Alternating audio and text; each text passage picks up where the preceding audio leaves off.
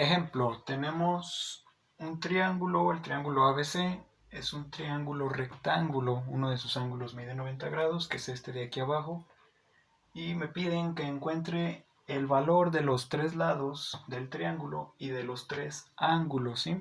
Entonces, ¿qué datos conozco? El problema me da uno de sus lados, el lado C mide 8 metros, el lado A y el lado B yo no los conozco. Respecto a los ángulos, conozco este ángulo de aquí abajo, que sería el alfa, eh, mide 65 grados. Y el ángulo de acá arriba beta no lo conozco. Y el ángulo de aquí abajo, el ángulo gamma, por así llamarlo, tampoco lo conozco, pero a simple vista puedo ver que es un ángulo recto. Igual este símbolo me dice que es un ángulo recto, este símbolo como de una escuadra, ¿no? Y por lógica, si es un triángulo rectángulo, uno de los tres debe medir 90 grados. Entonces, este de aquí mide 90 grados. Ojo, yo tengo dos de los lados de dos ángulos del triángulo. El tercero lo puedo sacar con una simple resta, ¿no?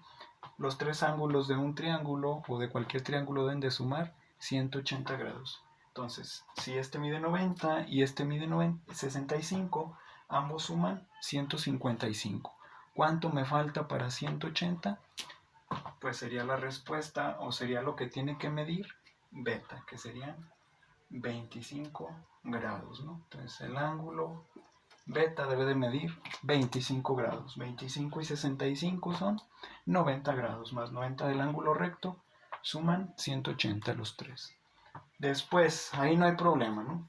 Ahora sí, para calcular los lados, nosotros usábamos anteriormente el teorema de Pitágoras para calcular uno de los lados de un triángulo rectángulo, siempre y cuando nosotros conocíamos dos de los otros lados. Entonces teníamos dos lados y podíamos sacar el tercero.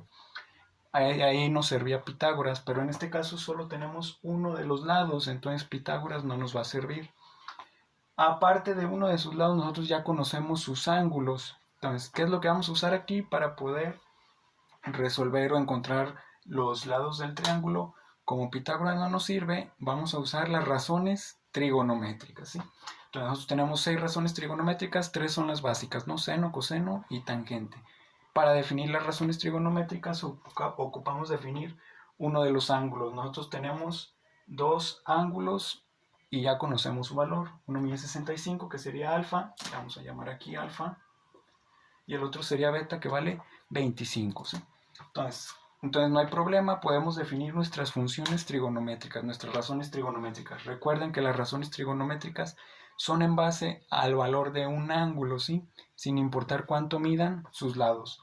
Si aquí hay un ángulo de 65 grados, independientemente de cuánto midan estos dos lados, sus razones trigonométricas siempre van a tener el mismo valor, aunque estos lados midan 10 veces más, 50 veces más, 100 veces más o sean más pequeños. Si este ángulo siempre mide 65, sus 6 razones trigonométricas siempre van a valer lo mismo, ¿sí?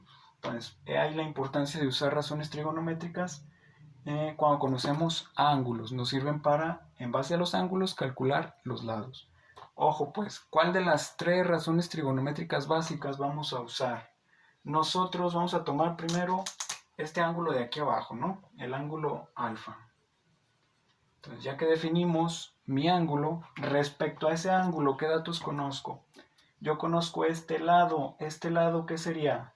Sería la hipotenusa del triángulo rectángulo, ¿no? Entonces yo conozco la hipotenusa.